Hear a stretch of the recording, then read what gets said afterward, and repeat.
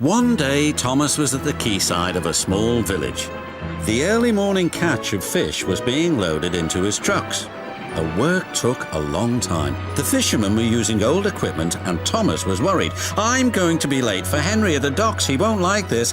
Please hurry up," and Thomas was rudely interrupted.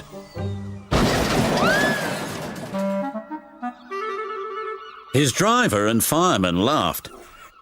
"Phew," sniffed Thomas. "What a pong!" He was glad when they were speeding along the beautiful coastal run. As they approached the lighthouse, they saw a man waving a red flag. "What's the matter now?" "High tides are damaging the track," reported the man. "I've marked the spot." "We'll go and inspect," said the driver.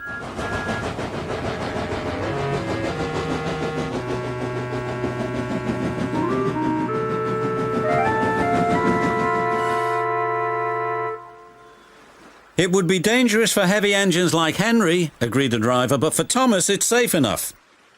The guard left a red oil lamp by the damaged track to warn engines. "When we get to the docks, I'll tell them to close the line."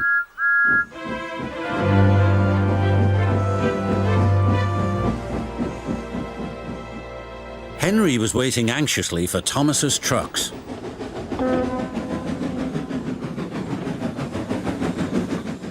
"Why, you're late and that smell is making me ill." "I can't help it, it's the fish," replied Thomas. "And there's danger on the rails, that's why we're late."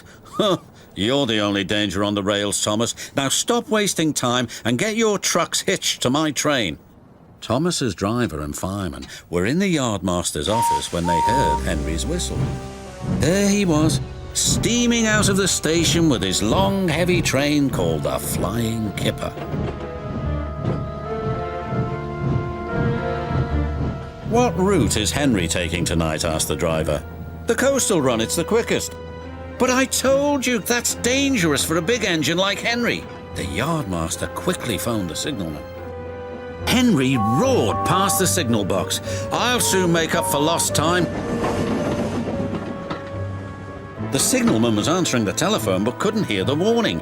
By the time he did, Henry was far away in a cloud of steam. But when Henry reached the coastal track, his hopes for a fast run were dashed. Fog floated everywhere. "I can't see," cried Henry. Nor could his driver.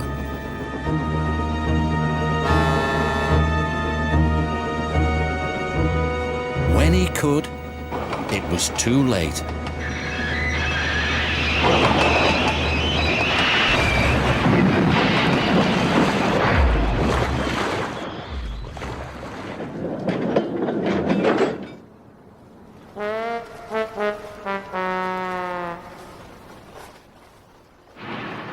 As soon as the tide was high enough, Henry was craned out of the water.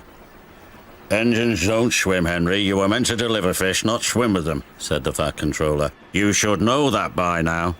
"Yes, sir. I'm sorry, sir." When Henry arrived at the docks, Cranky the crane looked down at him disdainfully. My, Henry, I expect you'll have some fishy tales to tell, but take my advice, have a long hose down first." "Ha!" hissed Henry, but there was worse to come. "Look," said a child, "they've caught all this fish and a green whale too. It's not a whale, it's a monster." Henry was most upset.